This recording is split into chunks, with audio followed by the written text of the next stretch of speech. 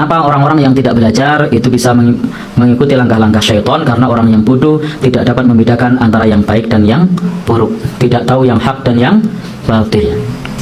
Karena tidak mengetahui yang hak dan yang batil, tidak mengetahui yang baik dan yang buruk, maka ditipu oleh syaitan untuk senantiasa di jalan keburukan. Bahkan ketika kita kasih tahu bahwa itu dilarang oleh agama kita, dilarang oleh Nabi kita, bukannya diterima, tapi malah marah-marah. Kenapa? Karena tidak tahu ilmunya. Ketika kita kasih tahu bahwa perkara tersebut dilarang di dalam agama kita, jawabannya sepele. Kok banyak orang yang melakukan? Kok di TV ada? Jadi yang dijadikan sandaran bukan Al-Quran dan As-Sunnah, tapi TV. Di YouTube juga banyak. Ini bukan masalah YouTube, bukan masalah TV, tetapi ini bagaimana kita bisa membedakan antara yang baik dan yang buruk, antara yang hak dan yang batil. Kalau TV, di sana berkumpul ada yang hak, ada yang batil. YouTube, di sana ada yang hak, ada yang batil. Sehingga kita perlu punya filter, perlu punya ilmu untuk bisa memilah mana yang hak dan mana yang batil. Orang yang tidak berilmu atau orang yang bodoh, jahil di sini, sebagaimana penulis kitab ini menyebutkan, juga tidak dapat membedakan antara sunnah dan bid'ah. Jadi tidak bisa membedakan mana sunnah, mana bid'ah. Sehingga mereka akan mengatakan yang penting kan baik. Nah, padahal baik dalam urusan ibadah itu harus ittiba kepada Nabi Shallallahu Alaihi Wasallam. Yang penting hati nyaman dan seterusnya. Yang penting niatnya baik. Kenapa? Karena tidak bisa membedakan antara sunnah dan bid'ah. Mana yang ada tuntunan dan mana yang tidak ada tuntunannya. Kadang-kadang mereka berargumen dengan argumentasi yang sifatnya bias, karena bukan menggunakan dalil sebagai landasan, tetapi perasaan sebagai ukuran. Dan perasaan, ketika kita tidak belajar ilmu agama, maka perasaan akan dipermainkan oleh syaitan. Karena syaitan seringkali menghiasi keburukan tampak indah. Ini syaitan seringkali menghiasi keburukan tampak indah. Sehingga ketika kita tidak tahu tipu dayanya, maka kita akan terpedaya oleh keindahannya. Ketika belum menikah, tampak indah calon istrinya, calon suaminya. Begitu menikah, setan tidak lagi menghiasi, sehingga tampak biasa. Maka yang dihiasi oleh syaitan sekarang adalah istri tetangga. Sehingga kalau ini masalah indah ini jadi ukuran, rusak nanti. Jadi ukurannya adalah aturan agama, syariat, bukan perasaan. Andai perasaan dijadikan ukuran, maka banyak suami istri yang bercerai setelah menikah. Karena melihat, kok ada yang lebih cantik, cari lagi nanti. Ada yang lebih cantik lagi, cari lagi. Ada yang lebih ganteng, cari lagi. Ada yang lebih kaya, cari lagi. Jadi bukan itu. Tetapi bukan perasaan, tapi aturan agama yang kita jadikan acuan. Agama mengajarkan kepada kita untuk amanah, agama mengajarkan kita untuk komitmen, agama mengajarkan kepada kita untuk setia dengan pasangan yang sah. Itu yang kita jadikan pedoman, bukan perasaan. Kalau perasaan kira-kira gimana nanti? Ya, baik. Bapak dan Ibu yang berbahagia yang dirahmati Allah Subhanahu wa taala, sehingga di dalam bab ini kita tidak boleh tertipu oleh bujuk rayu hawa nafsu karena kebodohan. Harus mengedepankan ilmu. Termasuk tadi saya menggunakan ilustrasi orang menikah, maka cinta itu harus dipelihara, harus dijaga, harus dipupuk. Caranya bagaimana? Menundukkan pandangan, sehingga istrinya akan tampak indah karena tidak lirak-lirik. Nah, baik. Bapak dan Ibu, terkadang setan juga menjerumuskan kepada kejahatan karena menganggapnya sebagai sebuah kebaikan, menjerumuskan kepada bid'ah karena menganggap sebagai sunnah. Maka akan menjadi orang-orang yang merugi. Allah Subhanahu wa taala berfirman, "Qul hal nunabbi'ukum bil akhsarina a'mala alladzina dhalla sa'yuhum fil hayatid dunya wa hum yahsabuna annahum yuhsinuna sun'ah."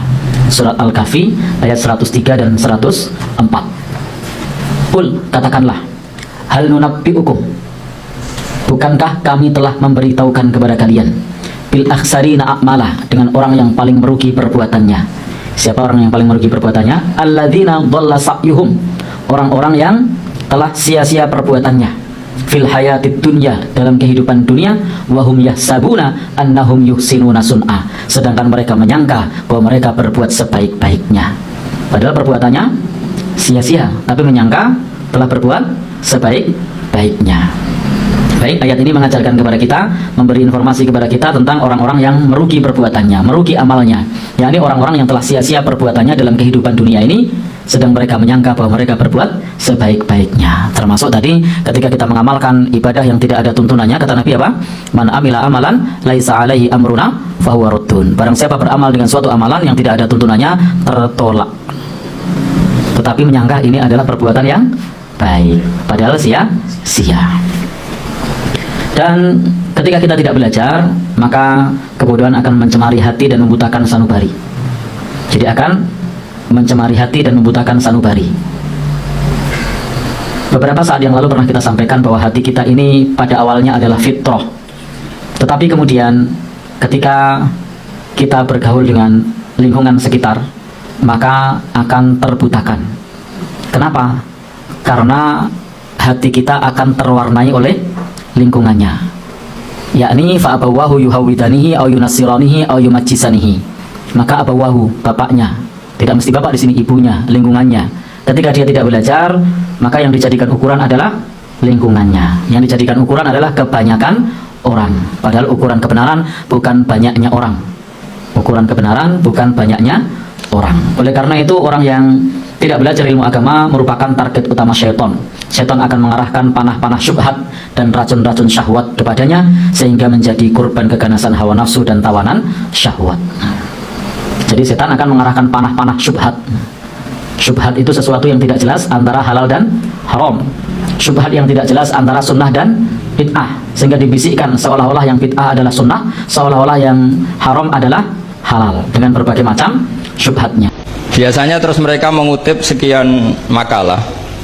Kebetulan makalah itu provokatif, dan siapapun yang baca makalah itu pasti menjadi NU, tak jamin ya.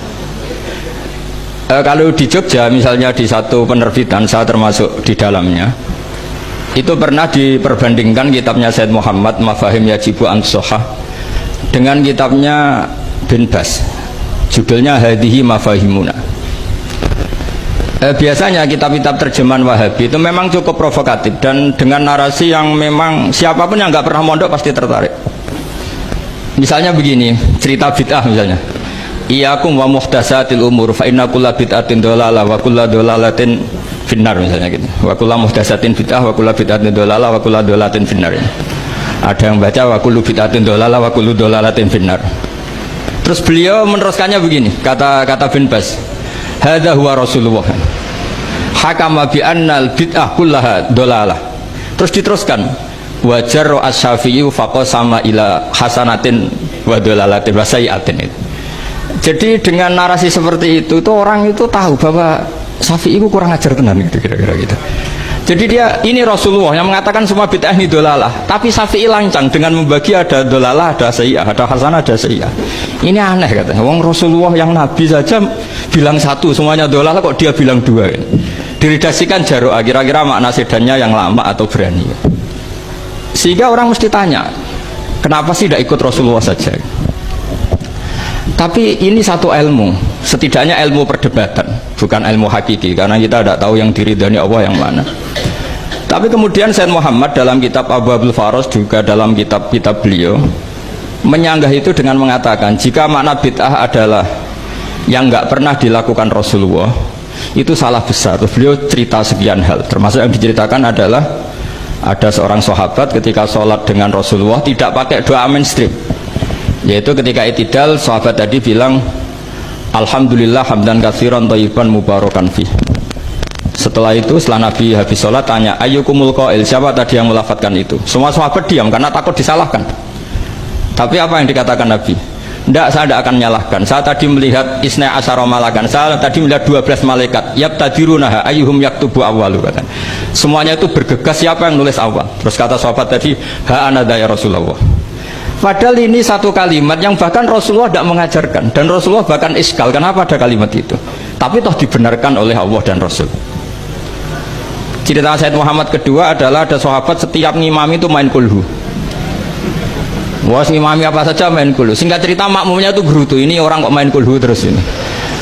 Setelah dilaporkan ke Rasulullah, ditanya sama Rasulullah, kenapa kamu main kulhu? Ini dilaporkan ke saya. Kata si musolli tadi, imam tadi, li annaha sifatur rahman, karena dalam surat itu semua sifatnya Allah, maka fa'ana uhibbuha, saya senang itu. Apa kata Rasulullah? Saya disuruh bilang Allah ke kamu bahwa Allah mencintai kamu karena kamu mencintai kulhu. Terus keterusan sampai sekarang itu orang-orang NU baca kulhu terus itu. Karena sekali baca idza samsu kuwirat mesti keponting gitu. Tapi artinya itu dibenarkan Rasulullah min ghairi sabqi ta'limin minhu, tanpa ada pelajaran dari beliau. Runtuhlah teori bid'ah bahwa bid'ah adalah semua yang nggak pernah dilakukan Nabi, diajarkan Nabi. Nyatanya beberapa kali Nabi membenarkan sesuatu yang belum pernah diajarkan oleh beliau. Ya kayak tadi saya beri contoh, kita kembali ke Quran dan hadis. Kata kembali itu kan setelah kemana-mana. Memangnya kita pernah kemana? Mulai kita Islam ya pegangannya Quran. Terus kok kita diajak kembali, memangnya kita pernah ke mana? Nah, iya. Kata kembali saja sudah masalah kan? Di mana-mana kata kembali sudah kelayapan kemana-mana. Terus diajak. Kita mulai kecil ya pegangannya Quran, hadis, tidak pernah kemana-mana. Tidak kembali, ya kembali kemana kan? Enggak, ini kalau model mantek ya, ini kan. Ya nggak usah kembali ya, memang kita tidak pernah kemana-mana. Ya kan? Sederhana kan? Sudah, kamu sekarang kembali apa sudah di situ? Kembali apa sudah di situ? Sudah di situ. Jadi sederhana, sebenarnya ngaji itu gampang. Illam yuwafiq afhama ulama ahlil haq al-akabir al-akhyar. Di sini disebut al-akabir al-akhyar. Ketika Mbah Hamid terkenal, Mbah Mun terkenal, Mbah Hashim terkenal, itu penting, itu rencana Allah. Supaya orang kalau terkenal itu barokahnya itu diuji oleh publik. Jadi terkenal itu tidak perlu kamu hasuti, kalau Allah menghendaki supaya ada konsensus, karena ulama ini butuh ijma. Jadi enak anut wali yang terkenal dibanding wali versi-versinan. Paham ya? Ana wong misalnya nyuwun sewu rambutnya gondrong ning dhuwur gunung, ora tahu ketemu wong. Terus jare muridé iku sing mulang langsung Sunan Kali Jogo, tongkate Kali Jogo, klambine Antakusuma. Sing ngakoni mung wong loro. Wis wong loro oleh muni ngene, ndak semua orang tahu kalau dia wali. Waduh, ribet. Itu nggak boleh jadi pegangan. Di antara syaratnya pegangan itu asyurah wal akabir, harus punya status besar. Karena ini lewat diuji. Berapa orang yang diceritakan meragukan kewalian Mbah Hamid, tapi gara-gara ngalami kasfud domair, apa yang ada di hatinya dibuka Mbah Hamid, akhirnya ikrar. Enaknya wali terkenal kan ada proses pengujian kan. Nah wali dhuwur gunung muridnya mau loro cek bangga orang geruang. Sing mesti kalimatnya orang geruang, orang geruang kebodon kayak kue.